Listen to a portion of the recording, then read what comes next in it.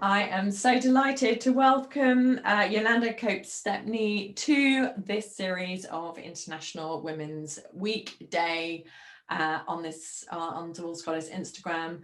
So Yolanda is an extraordinary woman who has created Speak and Do, Speak On, which is a great podcast, which I was a guest on, amazing, which I loved. And she is also the creator and founder of the Festival of Confidence. And I would love you to share with listeners and anybody who's watching a bit more about Festival of Confidence and the work you do as well with women, because you really are an extraordinary international woman. Well, first of all, thank you so much for letting me be part of this with you. It's really cool. I love everything that you do as well, and I love that we have been able to connect on Instagram. It's always great to find awesome women on Instagram, and then you speak to them once, and you're like, oh, this is my friend now. That's what I felt like. It was like I spoke to you, and it felt like I've known you for about 10 years. It's brilliant, but Totally. what I do is I have several companies, and a lot of them are quite female centric.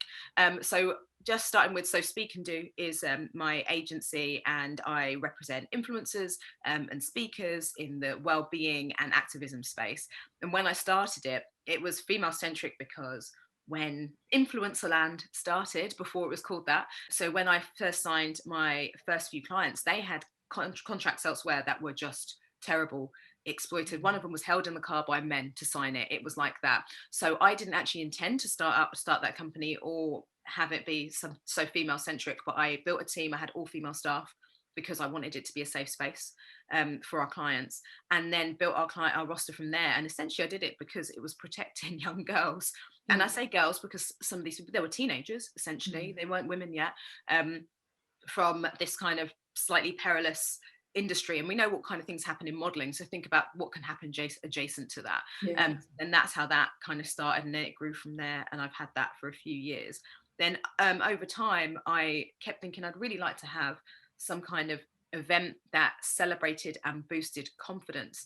And the reason was I was working with these extraordinary young women and girls who were influencers, and so many of them had confidence issues. And Oh, it was wild, and I was like, it was really interesting. They presented so like, look at me, I'm so confident and beautiful and everything else, but really what I knew underneath. behind the scenes is their self-esteem was so low, and it so much of it was an act essentially. And I really wanted to explore that and understand it, and I wanted to create a space that would help them realize that the things that I know are special about them are special, and they are cool, and there are other women that feel the same way. They weren't in isolation. So I started my company. It was brilliant. Everything was just like straight off the ground. And then in my personal life I had this, like, it was wild. In less than 2 years 9 members of my family died.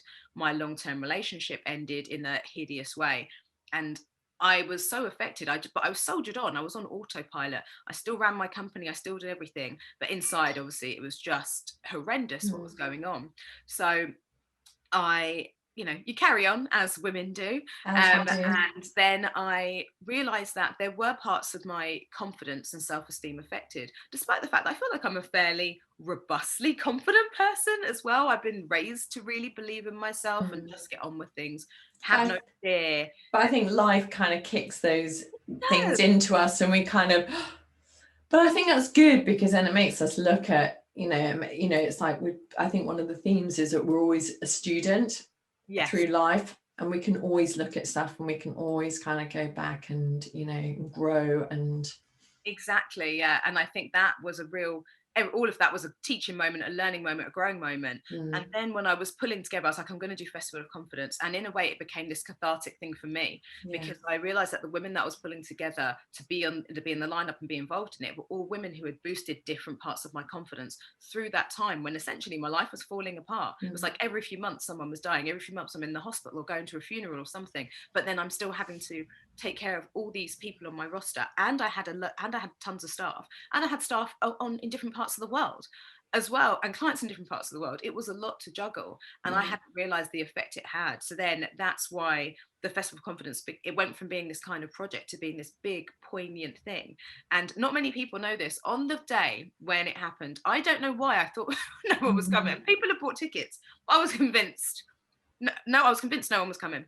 And it wasn't going to be enough people. And then the day we were in this like cupboard space sorting everything out, and one of the girls that works for me, Kerry, came in. I say girl, she was a woman. She came in, she's like, there's a queue.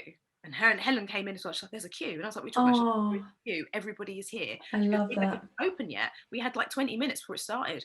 And all these women were just waiting. And they were like, oh no, we're just waiting. And I'd set up a reception area and they were just all talking to each other, having tea. And I just burst into tears.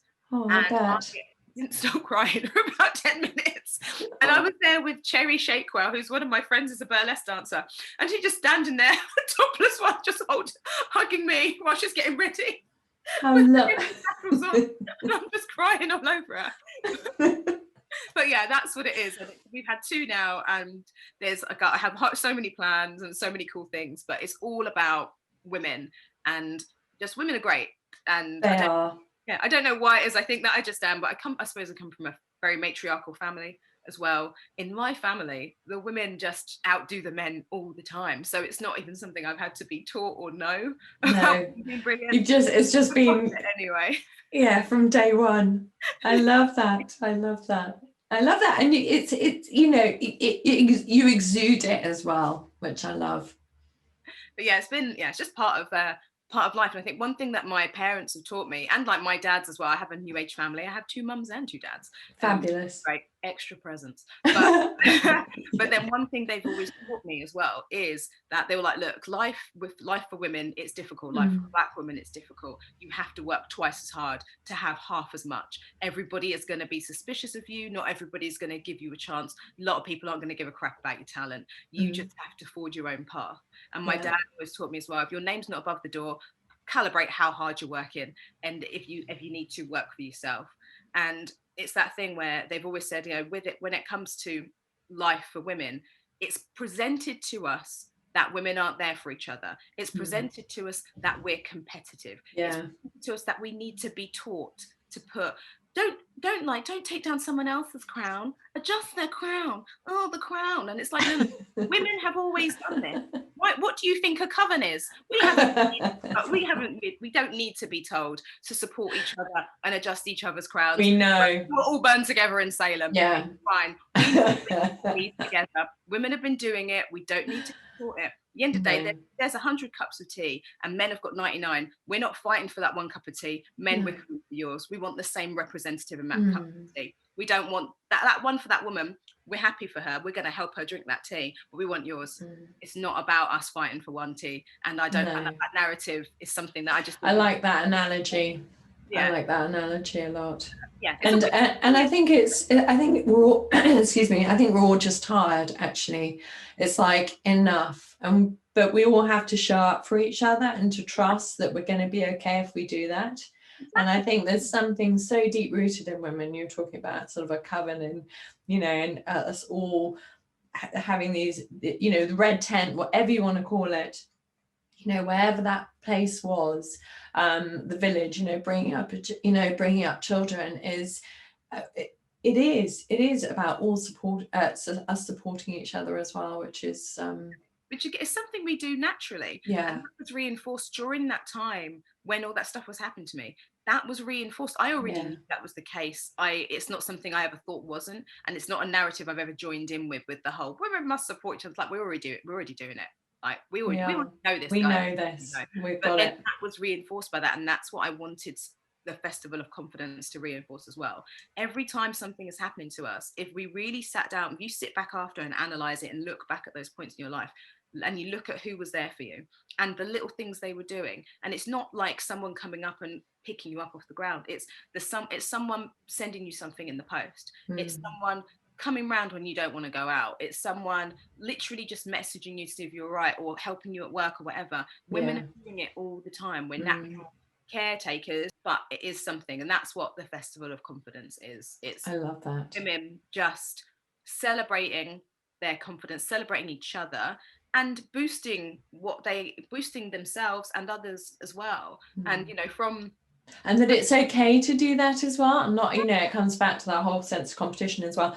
I just wanted to ask you, so you love women because they just have that natural empathy. What would be your big life tip for women? I would say my big life tip for women, and if you want something done, do it right away, do it when you can. It's the only way to live a life without regrets. And that's something, combination of that and everything else my parents had taught me, is just about not being scared. Don't Yeah. be scared of what what your plans are. And I'd say to women, like, I think there are so many things that can hold you back. There are so many things that are designed to hold us back because we are still living in a patriarchy. And And the conditioning. exactly. So many times where you're going to be told you can't do it. And Mm. it's like, frankly, if you don't start it, you'll never know. Don't No. be afraid of failing. Just do the thing that you're thinking. And you Because just, the time that you thought about it, someone else has done it and then you haven't had a chance. So don't be afraid. Just do the thing you're thinking, even if it seems silly or whatever. If it goes wrong, it goes wrong. You'll get over it, funnily enough. and actually you'll learn from it as well, and you'll learn what works for you and what doesn't. But Yeah. it is that whole, you've got to, it's that whole, walking through your fears, and just knowing that every time you walk through your fears, you get stronger as a result. Yeah. Every mistake is a new creation. Totally. So thank you. You have been amazing. I wish all these chats were longer, but I'm going to get you on the podcast as well, because you have so much to say. And we had no sweariness in here as well, which I know. love. I didn't have, God damn it. Shit. I didn't swear once. Sorry. Thank you so much. I love everything you have to say. I love your energy and amazingly strong, beautiful woman. Thank you. Thank you so much. Thank you for being here. All right. See you soon.